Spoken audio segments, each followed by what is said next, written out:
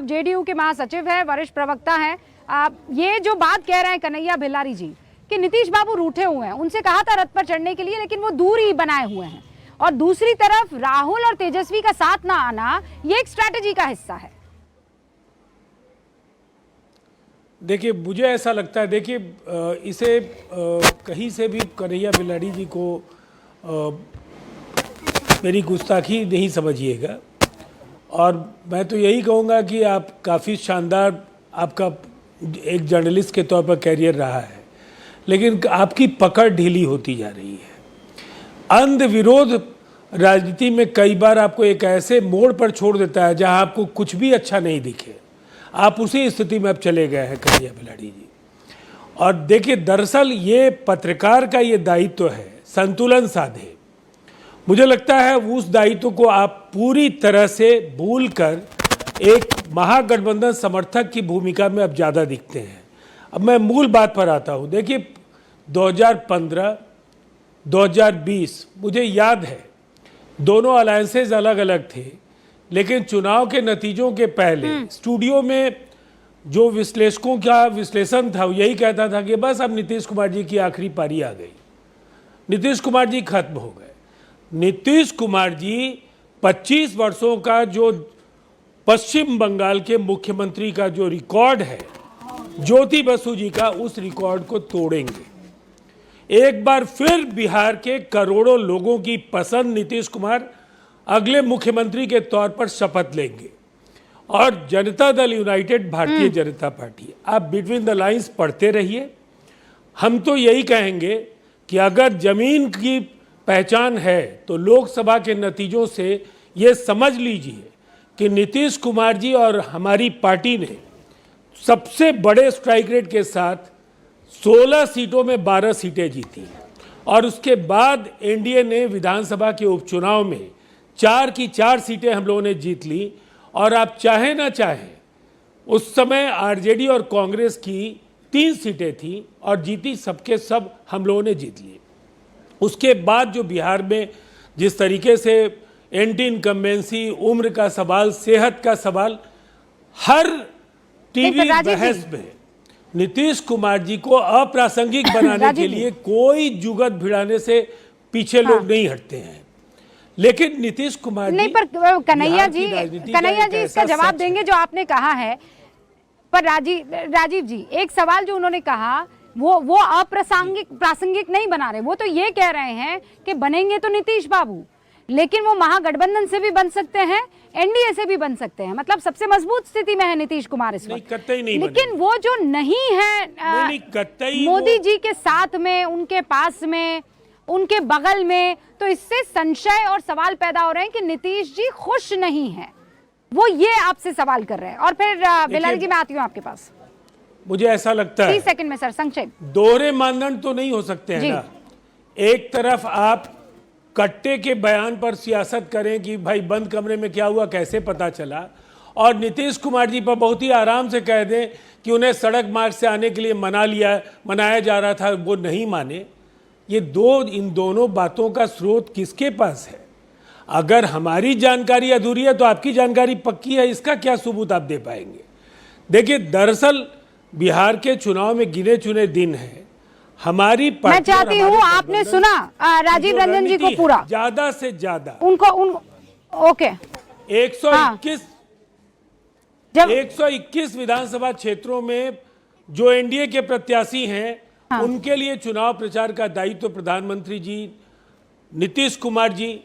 ठीक है राजीव रंजन जी, आप ये वही बात आप कह रहे हैं ना जो अभी देव ज्योति जी ने कही है कि कम समय बचा है, हमको ज्यादा एरिया कवर करना है, ज्यादा हमें जाकर प्रचार करना है, इसीलिए एक दिशा में वो, एक दिशा में हम जा रहे हैं। बेल्लारी जी प्लीज संक्षेप में, मैं चाहती हूँ आप अपनी बात रखें, और उसके बाद निखिल जैन भी हमारे साथ हैं।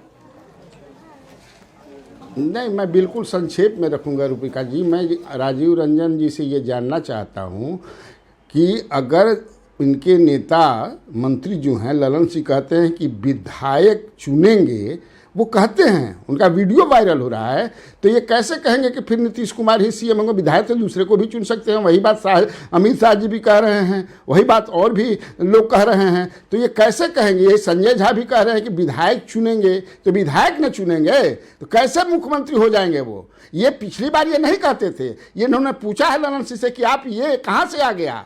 वो सर्वमान्य नेता हैं, वही मुख्यमंत्री होंगे, विधायक लोग उन्हीं का कहेंगे कि यही होंगे मुख्य। ये कहने में क्या दिक्कत है बीजेपी के नेताओं को, और खासतौर से जो 3 नेता हैं, क्या कहने में दिक्कत है भाई? क्यों आखिर ललन सिंह ने कहा इसी बात? यही तो पूछ रहे हैं इनके जल्दी।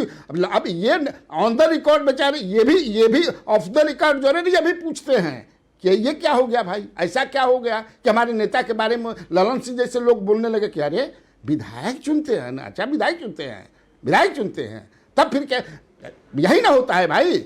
अब तो हो गया कि तेजस्वी यादव वहाँ है तो फेस हो गए, अब विधायक क्या वही होंगे, उन्हीं को इंडोर्स कर देना है कि बस यही होंगे। मैं ये जानना चाहता हूँ, हमारे छोटे भाई हों और बड़े भाई, हमको लगता है हम लोग दोनों आदमी बराबर उम्र के हैं। देखिए कन्हैया रंजन जी, एक बात जो बिहार का जो जमीनी सच है वो समझ लीजिए रूबिका जी, और आप जमीन पर हैं, ग्राउंड जीरो पर आपने जो तस्वीरें देखी हैं, एक बात तो अब ये कमोबेश ये मानने लगे हैं मुख्यमंत्री कौन होगा, अब इस पर ही सुई अटक गई है सबकी कि एनडीए की सरकार बनेगी, मुख्यमंत्री कौन होगा। तो आपने पहले आत्मसमर्पण कर दिया, आपकी सेना ने पराजय स्वीकार कर ली, महागठबंधन की एक बड़ी हार हो गई। कन्हैया बेलाड़ी जी, ये आज का ब्रेकिंग तो पहले दे दीजिए। और दूसरा जवाब जो हमारा ऑन रिकॉर्ड है, बिहार के मुख्यमंत्री नीतीश कुमार जी, प्रक्रियाएं जो भी अपनाई जाएंगी, नीतीश कुमार जी ही मुख्यमंत्री होंगे और हम लोग फिर से स्टूडियो बहस में बैठेंगे। आपके विश्लेषण, हमारे विश्लेषण, हमारे दावे, आपके दावे, सारे पॉलिटिकल पंडित तो यही कह रहे हैं ना राजीव जी, नहीं मिला कि इसमें किसी तरह का कोई संशय आज की तारीख में नहीं दिख रहा है कि वो उसी चेहरे के इर्द गिर्द पूरा चुनाव लड़ा जा रहा है जो 18-19 सालों से सत्ता के केंद्र में रहे हैं, वो नीतीश बाबू हैं। निखिल जैन भी हमारे साथ हैं यहाँ पर। निखिल जी बताइए ना, बंद कमरे में क्या हुआ? कट्टा कनपट्टी बुलाया गया, पूछा गया, समझाया गया और फिर सीएम पद की घोषणा को छीना गया। देखिए रूबिका जी, सबसे पहले तो बहुत हंसी आती है कि हमारे भाजपा के मित्र बोलते हैं कि प्रधानमंत्री की तो जिस भाषा में जैसे समझाया जाता है प्रधानमंत्री को समझाना आता है। तो या तो मेरे भाजपा के मित्र ये बोल रहे हैं कि मोदी जी के जो समर्थक हैं उनकी रैलियों में आते हैं उन्हें कट्टे की ही भाषा समझ आती है, या उससे भी बुरा शायद वो ये बोल रहे हैं कि बिहार की जनता को केवल कट्टे की भाषा समझ आती है। आज इन्हें लग रहा है भाषा पे हम चर्चा क्यों कर रहे हैं, जब एक कोई बदजुबान लड़का रैली खत्म होने के बाद महागठबंधन के स्टेज पे चल के कुछ शब्द बोल दिया, तब तो इतना बड़ा मुद्दा बना दिया था बीजेपी ने। आज देश के प्रधानमंत्री इस भाषा शैली में बात कर रहे हैं, कनपट्टी पे, कान पे कट्टा लगाया, ये करा वो करा, तो इन्हें गलत नहीं लग रहा। उसके बाद बात करते हैं कि बंद कमरों में ये हुआ है। अरे बंद कमरों में क्या हो रहा है आपको कैसे पता लग जाता है? भाजपा के मित्रों से पूछना चाहूंगा। अब मैं 2013 के स्टॉक गेट कांड का अगर मैंने जिक्र कर दिया, या कोई एक वास्तुकार थी उनका मैंने जिक्र कर दिया और साथ में नरेंद्र मोदी का जिक्र करा, तो बहुत बुरा लगेगा भाजपा के मित्रों को, तो मैं उस पर नहीं जाऊंगा। और देखिए सारी चीजें, ये सारे रिमार्क प्रधानमंत्री के भाषणबाजी करने का कारण क्या है ये समझना है। 20 साल से आप सरकार में हैं, आज भी बिहार देश का सबसे गरीब राज्य है।